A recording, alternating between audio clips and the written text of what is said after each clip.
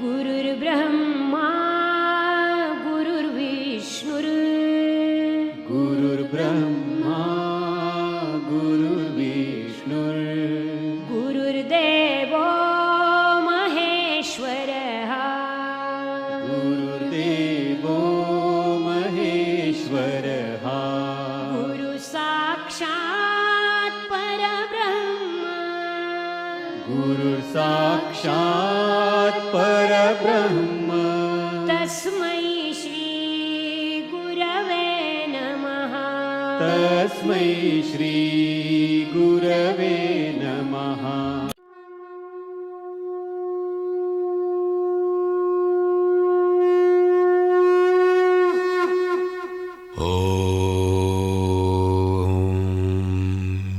श्री परमात्मने नमः। प्रेम से बोलो श्री कृष्ण भगवान की जय। मित्रों, भक्तों, मैं आचार्य श्री राजेंद्र कुमार सूर्यवंशी भगवान श्री कृष्ण की चरणों की धूल उनका शिष्य। मित्रों, श्रीमद् भागवत के बाद हमने श्री विष्णु पुराण की प्रस्तुति की है। मित्रों, श्री विष्णु पुराण, श्री विष्णु पुराण, श्री विष्णु पुराण। मित्रों, भक्तों, ज्ञान सुनना और ज्ञान बांटना दोनों ही मित्रों बहुत धर्म के पक्ष में है। तो मित्रों, श्री विष्णु पुराण सुनना मत भूलिए, अमृत पान जरूर कीजिए। मित्रों, शुरू करते हैं।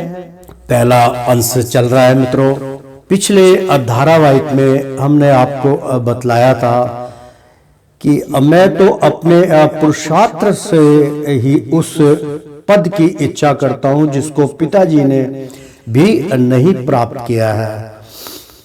यानी कि मित्रों, बहुत सुंदर यहाँ पर सुनीति का वर्णन चल रहा था और ध्रुव ने अपनी माता को बोला, ध्रुव की, क्योंकि दो पत्नी थी, उतानपाद की प्रेसी पत्नी सुरुचि से पिता का अत्यंत लाडला उत्तम नामक हुआ था।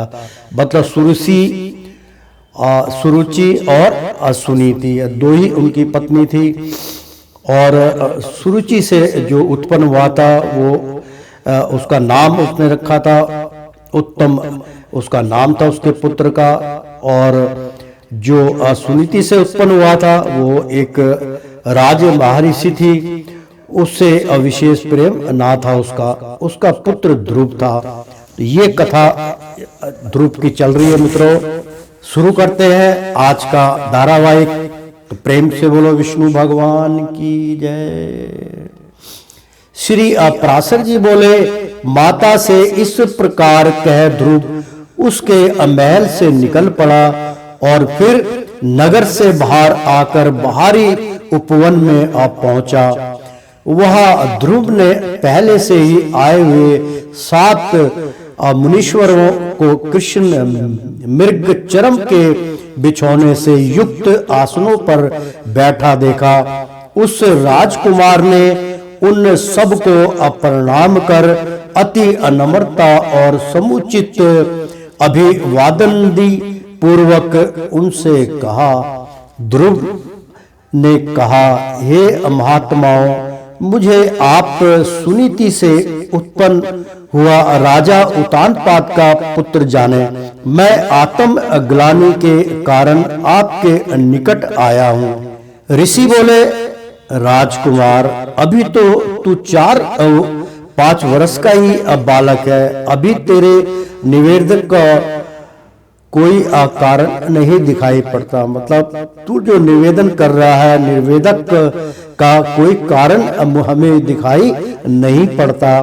तुझे कोई अचिंता का विषय भी नहीं है, क्योंकि अभी तेरा पिता राजा जीवित है और हे बालक, तेरी कोई इष्ट वस्तु खो गई हो ऐसा भी हमें दिखाई नहीं देता, तथा हमें तेरे शरीर में भी कोई व्याधि नहीं दिख पड़ती।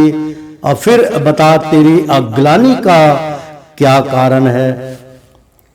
श्री पराशर जी बोले, तब सुरुचि ने उससे जो कुछ कहा था वह सब उसने कह सुनाया। उसे सुनकर वे ऋषिगण आपस में इस प्रकार कहने लगे, आहो छात्र तेज कैसा प्रबल है, जिससे अब बालक में भी इतनी अक्षमा है कि अपनी विमाता का कथन उसके हृदय से नहीं टलता।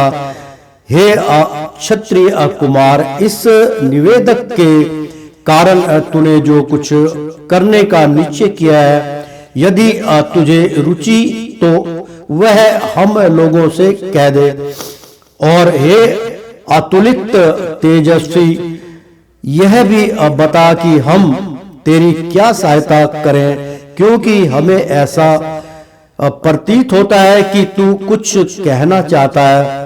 प्रेम से बोलो श्री विष्णु नारायण की जय।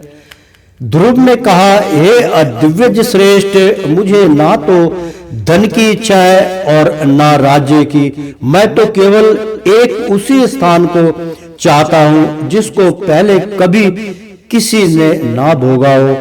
हे अमनु श्रेष्ठ, आपकी यह सहायता होगी कि आप मुझे भली प्रकार यह बता दें कि क्या करने से वह सबसे अग्रगण्य स्थान प्राप्त हो सकता है। मरीचि बोले, हे राजपुत्र, बिना गोविंद की आराधना किए मनुष्य को यह श्रेष्ठ स्थान नहीं मिल सकता। अतः तू श्री अच्युत की आराधना कर। अत्रि अब बोले, जो प्राकृतिक आदि से भी परे है, वे परम पुरुष जनार्दन जिससे असंतुष्ट होते हैं उसी को वह अक्षय पद मिलता है। यह मैं सत्य सत्य कहता हूं। अंगीरा बोले, यदि तू अग्रण्य स्थान का इच्छुक है तो जिन अव्ययात्मा अच्युत में यह संपूर्ण जगत ओतप्रोत है, उस गोविंद की ही आराधना कर। बहुत सुंदर यहाँ पर प्रसंग चल रहा है मित्रों। अंगीरा बोले, अंगीरा मुनि जो थे, अंगीरा बोले, यदि तू अगर स्थान का इच्छुक है, यानी कि जो स्थान तूने मांगा है, अगर उसका तेरे अंतरकरण में इच्छा है, इच्छुक है, तो जिन अव्ययात्मा अच्युत में यह संपूर्ण जगत ओतप्रोत है, जिससे ये संसार चल रहा है, जिसमें सब विलीन है, उन गोविंद की आराधना कर। पुलिस सत्य बोले, जो अपर ब्रह्मा परम धाम और अपरम स्वरूप है, उन हरि की आराधना करने से मनुष्य अति दुर्लभ मोक्ष पद को भी प्राप्त कर लेता है। पुलह बोले, हे असुरवत, जिन जगतपति की आराधना से इंद्र ने अत्युत्तम इंद्र पद प्राप्त किया है, तू उन यज्ञपति भगवान विष्णु की आराधना कर। करंतु बोले, बहुत पहुंचे हुए ऋषि मुनि थे ये, उनमें से एक का करंतु बोले, जो अपरम पुरुष यज्ञ और योगेश्वर है, उन जनार्दन के असंतुष्ट होने पर कौन सी वस्तु दुर्लभ रह सकती है। वशिष्ठ बोले, हे वत्स, विष्णु भगवान की आराधना करने पर तू अपने मन से जो कुछ चाहेगा वही प्राप्त कर लेगा। फिर त्रिलोकी के उत्तमोत्तम स्थान की तो बात ही क्या है। ध्रुव ने कहा, हे अमारिषि गण, मुझे विनीत को अपने आराध्य देव तो बता दिया, अब उसको प्रसन्न करने के लिए मुझे क्या जपना चाहिए यह बताइए। उस महापुरुष की मुझे जिस प्रकार आराधना करनी चाहिए वह आप लोग मुझसे प्रसन्नता पूर्वक कहिए। ऋषि गण बोले, हे राजकुमार, विष्णु भगवान की आराधना में तत्पर पुरुषों को जिस प्रकार उनकी उपासना करनी चाहिए वह तू हमसे यथावत स्मरण कर। मनुष्य को चाहिए कि पहले संपूर्ण ब्रह्मा विषयों से चित्त को हटावे और उस एकमात्र उन जगन्धार में ही अस्तित्व कर दे। अराजकुमार, हे अराजकुमार, इस प्रकार एकाग्र चित्त होकर तन्मय भाव से जो कुछ अपना चाहिए जपना चाहिए वह सुन। ओम हिरण्य गर्भा पुरुष प्रधान और अव्यक्त रूप शुद्ध ज्ञान स्वरूप वासुदेव को नमस्कार है। इस ओम नमो भगवते वासुदेवाय मंत्र को पूर्व काल में तेरे पितामह भगवान स्वयं अम्भु मनु ने जपा था। तब उनसे संतुष्ट होकर श्री जनार्दन ने उन्हें त्रिलोकी की में दुर्लभ मनोवंचित सिद्धि दी थी। उसी प्रकार तू भी इसका नियंत्रण जप करता हुआ श्री गोविंद को प्रसन्न कर। प्रेम से बोलो श्री विष्णु नारायण की जय। बहुत सुंदर यहाँ पर अमृत का प्रसाद बट रहा है मित्रों। बता रहे हैं किस प्रकार से भगवान की आराधना करनी चाहिए। तो सबसे महामंत्र इसमें जो दिया गया है मित्रों, ओम नमो भगवते वासुदेवाय, ओम नमो भगवते वासुदेवाय, ओम नमो भगवते वासुदेवाय। मंत्र को पूर्व काल में तेरे पितामह भगवान स्वयंभू, जिसके मतलब ये पुत्र थे, स्वयंभू मनु ने जपा था। तब उनसे संतुष्ट होकर श्री जनार्दन ने उस त्रिलोकी की में दुर्लभ मनोवंचित सिद्धि दी थी। उसी प्रकार तू भी इसका नियंत्रण जप करता हुआ श्री गोविंद को प्रसन्न कर। मित्रों, इस प्रकार श्री विष्णु पुराण के पहले अंश में 11वां अध्याय समाप्त हुआ। प्रेम से बोलो विष्णु नारायण की जय। श्री विष्णु पुराण का यहाँ पर ज्ञान चर्चा चल रही है मित्रों। अमृत पान आपको करा रहे हैं माध्यम श्री राजेंद्र कुमार सूर्यवंशी आचार्य। भगवान श्री कृष्ण की चरणों की धूल उनके मुख द्वारा आपको इसका आनंद पहुंचा रहे हैं। तो प्रेम से बोलो श्री कृष्ण भगवान की जय, विष्णु नारायण की जय। तो मित्रों, 12वां अध्याय अब हम प्रारंभ करने जा रहे हैं। श्री विष्णु पुराण पहला अंश का 12वां अध्याय शुरू करते हैं। ध्रुव की तपस्या से प्रसन्न हुए भगवान का अविर्भाव और उसे ध्रुव पद दान। बहुत सुंदर यहाँ पे व्याख्यान है।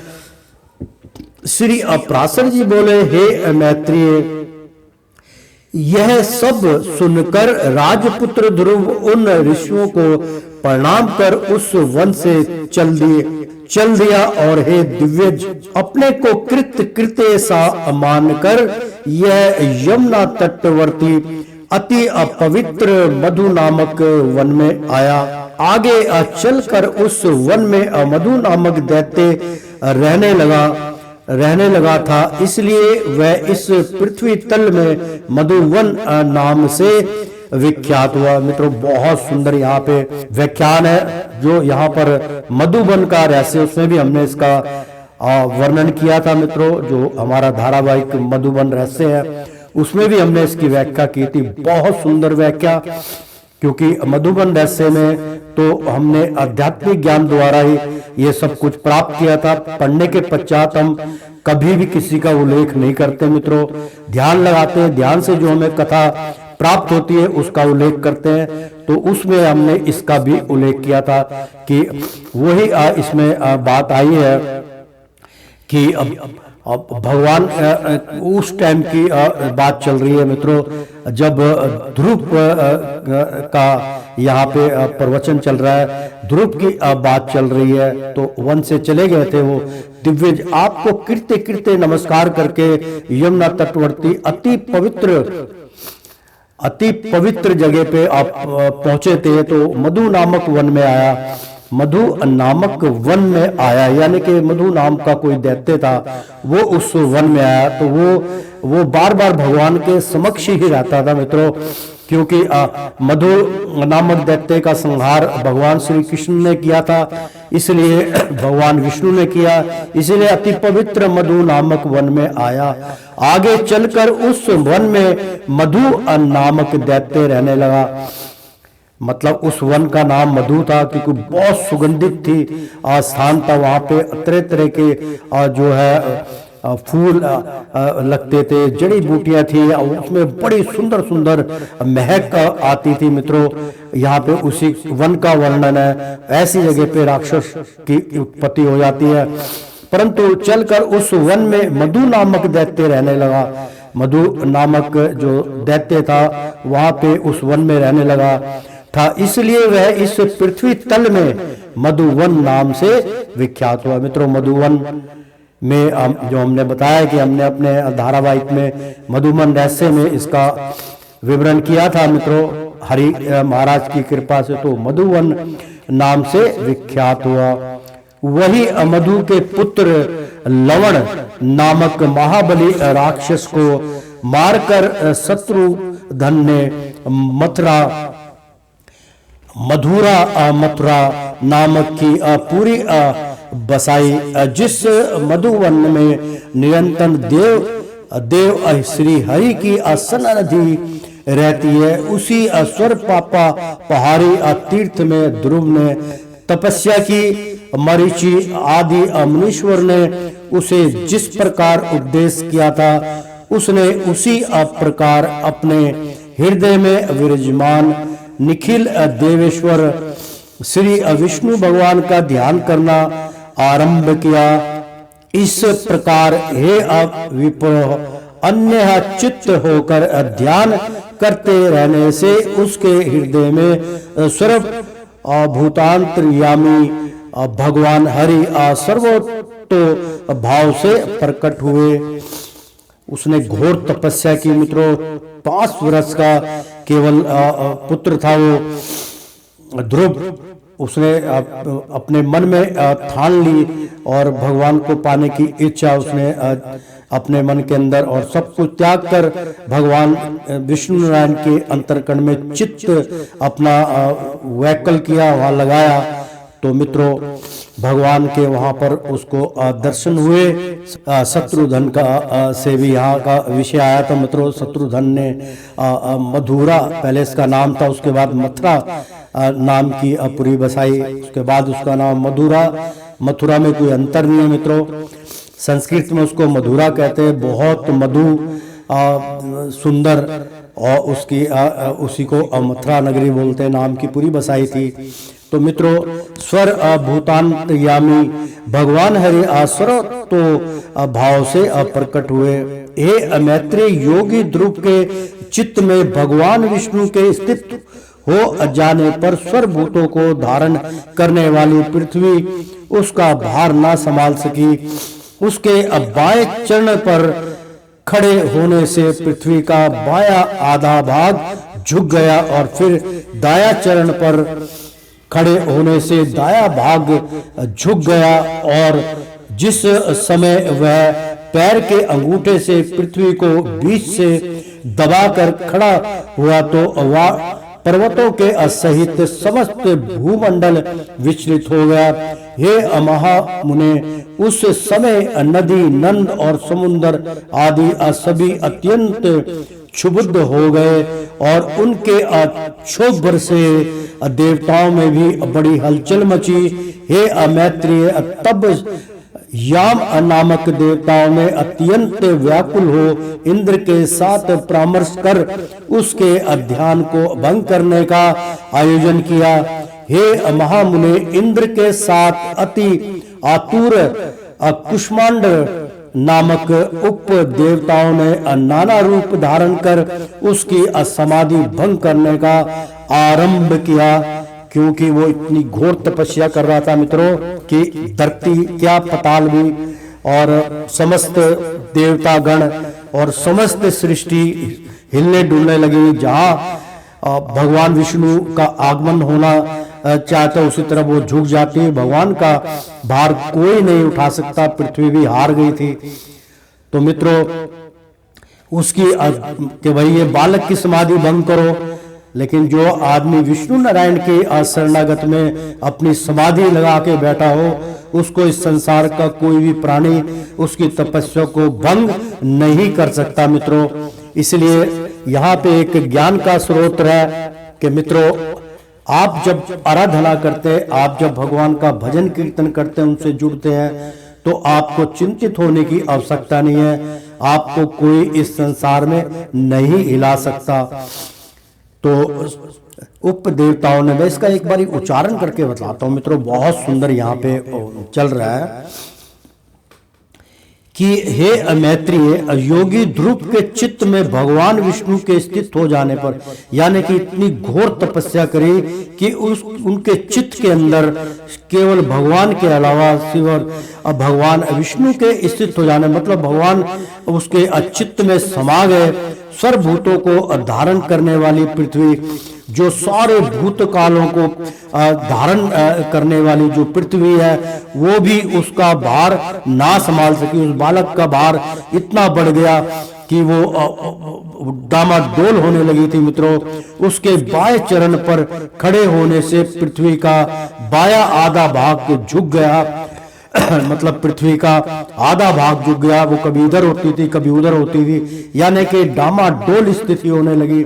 और फिर दाएं चरण पर खड़े होने से दायां भाग झुक गया। और जिस समय वह पैर के अंगूठे से पृथ्वी को बीच से दबाकर खड़ा हुआ, तो पर्वतों के सहित समस्त भूमंडल, यानी कि उसने मित्रों यहाँ पर तपस्या की, यानी कि एक पैर अपने जांघा पे रखा और अंगूठे के भार से पृथ्वी के ऊपर सारा अपना भार एक अंगूठे पे रख के और पृथ्वी पे खड़ा हो गया। तो पृथ्वी का जो भार था बहुत ज्यादा अधिक बढ़ गया मित्रों।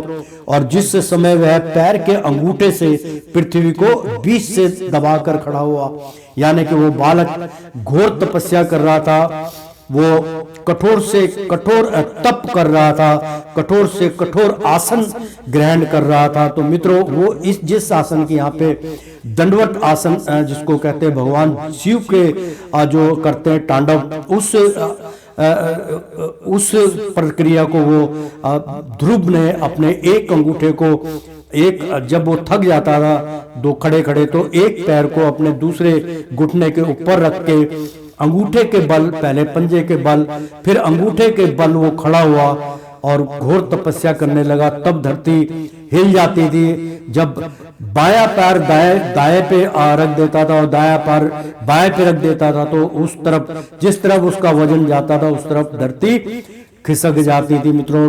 उसी भाव में नीचे की तरफ दहल जाती थी। तो दबाकर खड़ा हुआ तो पर्वत के सहित समस्त भूमंडल विचलित हो गए। तो पूरा भूमंडल जो था, जो इस भूमंडल पे जितने भी विचरण करते हैं मतलब लोग, वो सारे के सारे हिलने डुलने लगे। हे महामुने, उस समय नदी, नद और समुद्र, यानी कि अब छोटी छोटी बड़ी नदियां, नद और समुद्र तक आदि सभी अत्यंत शुद्ध हो गए। मतलब उनकी शुद्ध बुद्ध खो गई कि ये क्या हो रहा है, भूचाल कैसे आ रहा है। और उनके अक्षोभ से और उनके मतलब भय से, उनके क्षोभ से और देवताओं में भी बड़ी हलचल मची। हे अमैत्रेय, तब याम नामक देवताओं ने अत्यंत व्याकुल हो इंद्र के साथ परामर्श कर उसके ध्यान को भंग करने का आयोजन किया। हे महामुने, इंद्र के साथ अति आतुर कुष्मारण नामक उप देवताओं ने नाना रूप धारण कर उसकी समाधि भंग करना आरंभ किया। उस समय माया ही ऐसे रची हुई उसकी माता सुनीति नेत्रों में आंसू भरे उसके सामने प्रकट हुई और कहने लगी, हे पुत्र, ऐसा कहकर करुणा युक्त वचन बोलने लगी। उसने कहा, बेटा तू शरीर को घुलाने वाले इस भयंकर तप का आग्रह छोड़ दे। मैंने अब बड़ी बड़ी कामनाओं द्वारा तुझे प्राप्त किया है। अरे मुझे अकेली अनाथा दुखिया को असौत से कटु वाक्यों से छोड़ देना तुझे उचित नहीं है। बेटा मुझ आश्चर्यहीना का तो एकमात्र तू ही सहारा है। कहा तो 5 वर्ष का और तू और कहा तेरा ये अति उग्र तप। अरे इस निष्फल, बहुत सुंदर यहाँ व्याख्या चल रही है मित्रों। मैं इसका उच्चारण करके इसलिए बता रहा हूं कि बहुत सुंदर यहाँ पे व्याख्या चल रही है मित्रों, कि उस समय बड़े बड़े जो दलिंदर देवता गण थे और दैत्य थे, मतलब अपना इंद्र से मिलकर, और उससे इंद्र ने बड़े बड़े अपने हथियारों से उसका प्रहार करना चाहा, उसकी तपस्या भंग करनी चाहिए, परंतु वो टस से मस नहीं हुआ।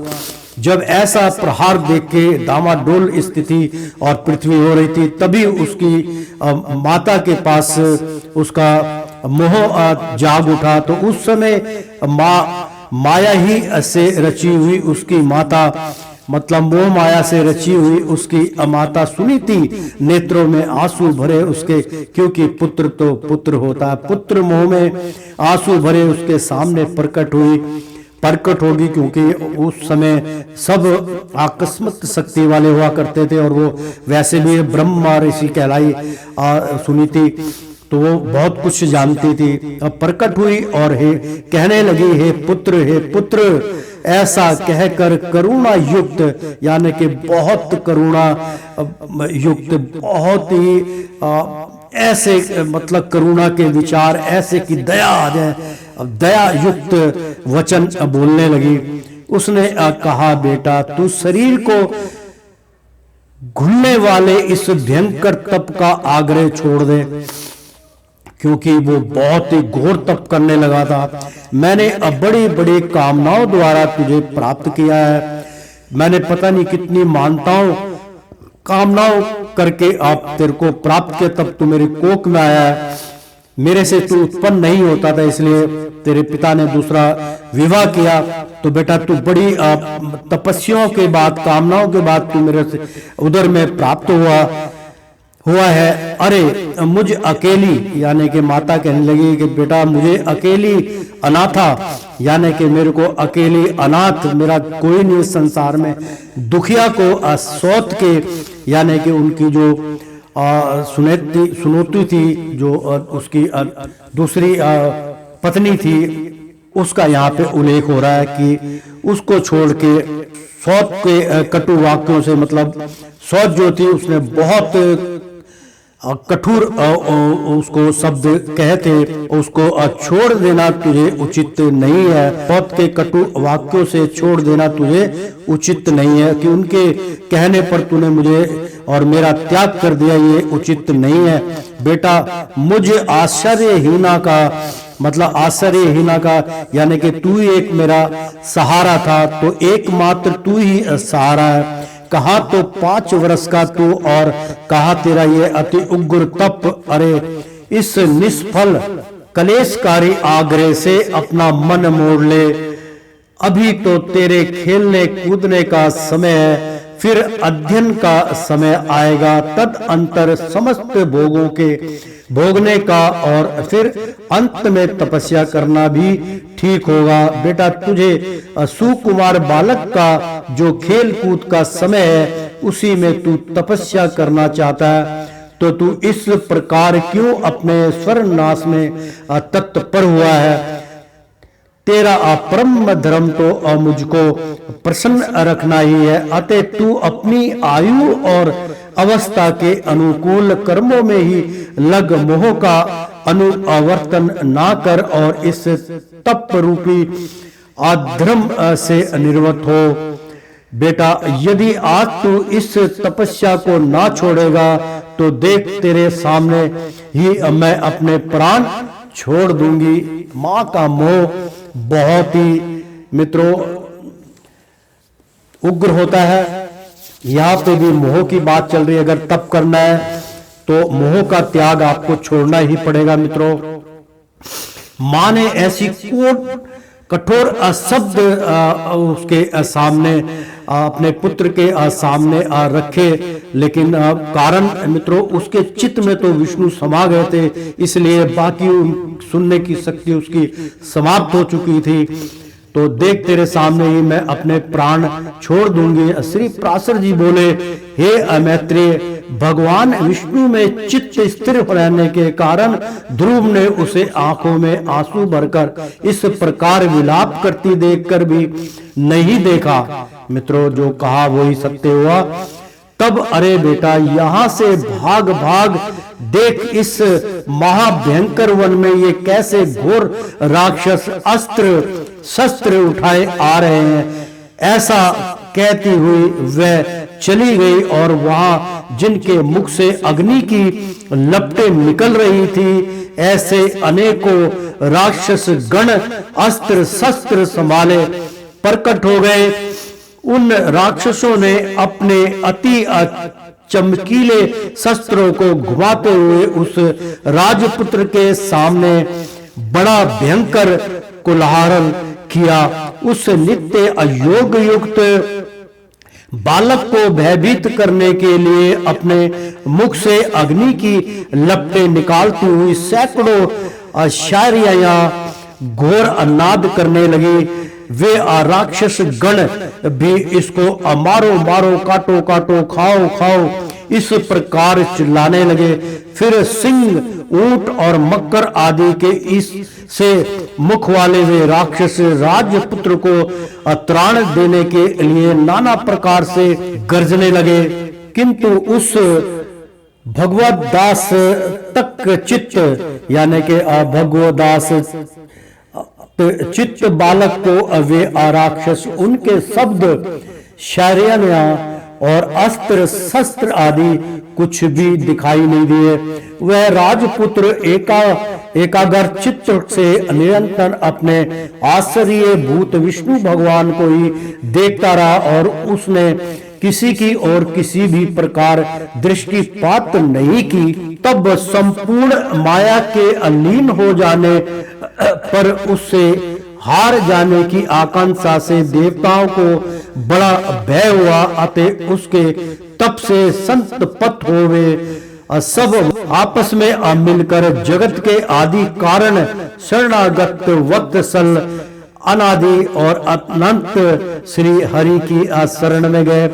देवता बोले, हे देवाधिदेव जगन्नाथ परमेश्वर पुरुषोत्तम, हम सब ध्रुव की तपस्या से असंत पत होकर आपकी शरण में आए हैं। हे देव, जिस प्रकार चंद्रमा अपनी कलाओं से प्रतिदिन बढ़ता है, उसी प्रकार यह भी तपस्या के कारण रात दिन उन्नत हो रहा है। हे जनार्दन, इस उतानपाद के पुत्र की तपस्या से भयभीत होकर हम आपकी शरण में आए हैं। आप उसे तप से निर्वत कीजिए। हम नहीं जानते वह इंद्र चाहता है, इंद्र तत्व चाहता है या सूर्य तव, अथवा उसे कुबेर, वरुण या चंद्रमा के पद की अभिलाषा है। अतः हे ईर्ष, आप हम पर प्रसन्न होइए और इस उतानपाद के पुत्र को तप से निर्वत करके हमारे हृदय का कांटा निकालिए। मित्रों, ये शुरू से होता है। बहुत ज्यादा जो भगवान से अपना नेहा लगा लेता है, उससे लोग जलने लगते हैं, ईर्ष्या करने लगते हैं, भयभीत हो जाते हैं और भगवान से गुहार लगाते हैं किसी प्रकार से इसको हटाइए। तो श्री भगवान बोले, हे असुरगण, उसे इंद्र, सूर्य, वरुण अथवा कुबेर आदि किसी के पद की अभिलाषा नहीं है। उसकी जो कुछ इच्छा है, यानी कि भगवान स्वयं बोले, आकाशवाणी हुई कि श्री भगवान बोले, हे असुरगण, यानी कि सारे गीत गाने वाले सुरों में भजन कीर्तन करने वालों, सुनो। उसे इंद्र का शासन यानी कि स्वर्ग लोक, सूर्य सूर्य लोक, वरुण लोक अथवा कुबेर का जो खजाना है हिमालय, कुबेर लोक आदि किसी की पद की अभिलाषा नहीं है। उसकी जो कुछ इच्छा है वह मैं सब पूर्ण करूंगा। हे देवगण, तुम निश्चिंत होकर इच्छा अनुसार अपने अपने स्थानों को जाओ। मैं तपस्या में लगे हुए उस बालक को निर्वत करता हूं।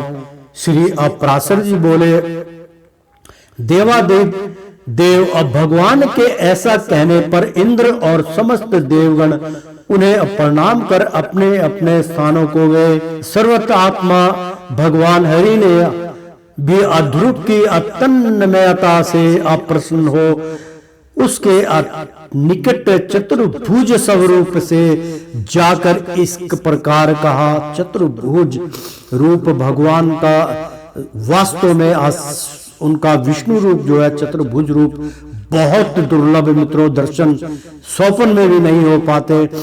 मैं अरदास लगाता हूं आपके लिए भी अपने लिए भी कि हे विष्णु नारायण, हे प्रभु, हे जगत दाता, चतुर्भुज रूप में बेशक एक झलक आप हमें जरूर दिखलाइए। स्वप्न में ही दिखला दीजिए जाकर इस प्रकार कहा। श्री अब भगवान बोले, हे उतानपाद के पुत्र ध्रुव, तेरा कल्याण हो।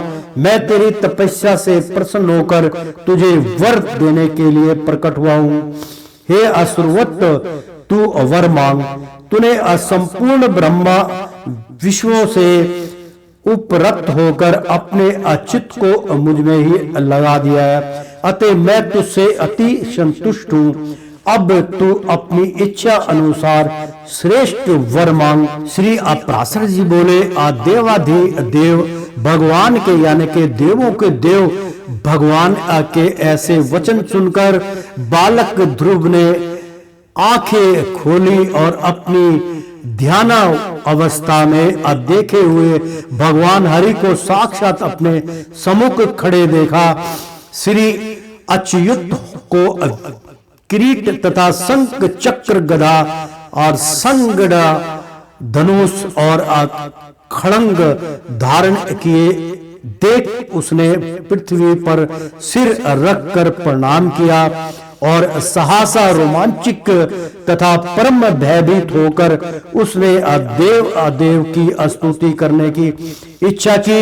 किंतु इनकी स्तुति के लिए मैं क्या कहूं, क्या कहने से इनका सत्वन हो सकता है, यह ना जानने के कारण वह चित्त में व्याकुल हो गया और अंत में उसने उन देव की ही शरण ली। ध्रुव ने कहा, भगवान, आप यदि मेरी तपस्या से संतुष्ट हैं तो मैं आपकी स्तुति करना चाहता हूं। आप मुझे यही वर दीजिए जिससे मैं स्तुति कर सकूं।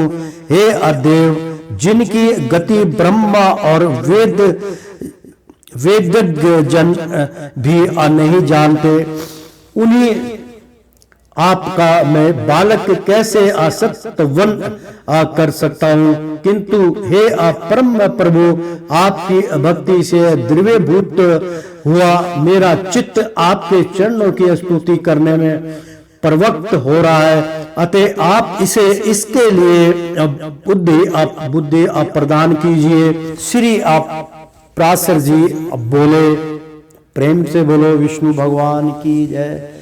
श्री अपराशर जी बोले, हे दिव्य जीव, तब जगत पति श्री गोविंद ने अपने सामने हाथ जोड़े खड़े हुए उस उतानपाद के पुत्र को अपने वेदमय संग के अंत वेदांत में भाग से छू लिया। तब तो एक क्षण में ही वह राजकुमार प्रसन्न मुख से अति विनित हो स्वर भूताधिष्ठान श्री अच्युत की स्तुति करने लगा। ध्रुव बोले, पृथ्वी, जल, अग्नि, वायु, आकाश, मन, बुद्धि, अहंकार और मूल प्रकृति, ये सब जिनके रूप हैं, उन भगवान को मैं नमस्कार करता हूं।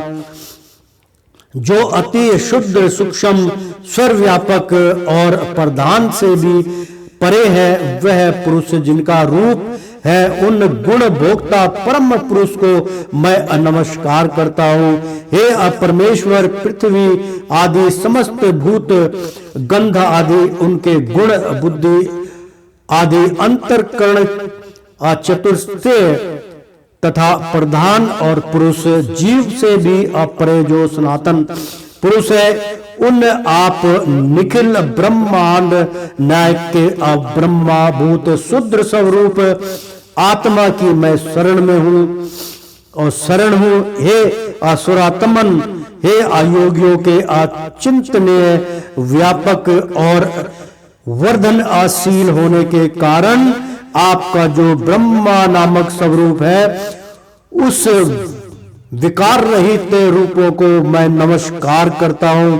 हे अप्रभु, आप हजारों मस्तकों वाले, हजारों नेत्रों वाले और हजारों चरणों वाले परम पुरुष हैं। आप सर्वत्र व्यापक है और पृथ्वी आदि आवरणों के सहित संपूर्ण ब्रह्मांड को व्यापक कर 10 गुण महा अपरमाण से स्थित है। हे अपुरुषोत्तम, भूते और भविष्य यानी कि भूतकाल और भविष्य काल जो युक्त पदार्थ हैं वे सब आप ही है तथा विराट, सवराट, सम्राट और अधि अपुरुष ब्रह्मा आदि भी सब आप ही से उत्पन्न हुए हैं। वे ही आप इस पृथ्वी के नीचे ऊपर और इधर उधर सब और बड़े हुए हैं। यह संपूर्ण जगत आप ही से उत्पन्न हुआ है तथा आप ही से अभूत और भविष्य हुए हैं। यह संपूर्ण जगत आपके सब रूप भूते ब्रह्मांड के अंतर्गत है।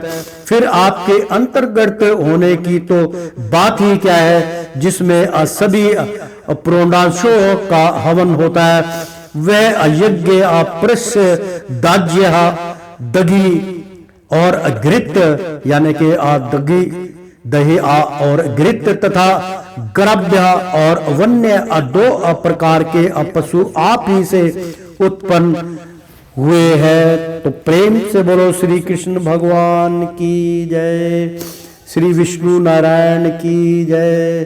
तो श्रीमन नारायण नारायण हरि हरि, तेरी लीला सबसे न्यारी न्यारी, बोलो हरि हरि। ओ विष्णु नारायण नारायण हरि हरि, ओ लक्ष्मी नारायण नारायण हरि हरि। मित्रों, भक्तों, एक बार बोल दो ना, बोल दो ना, राधे राधे कृष्णम कृष्णम। मित्रों, प्रेम से बोलो विष्णु भगवान की जय। मित्रों, श्री विष्णु पुराण का पहला अंश चल रहा है। मित्रों, अमृत पान करना मत भूलिए। प्रेम से बोलो श्री कृष्ण भगवान की जय।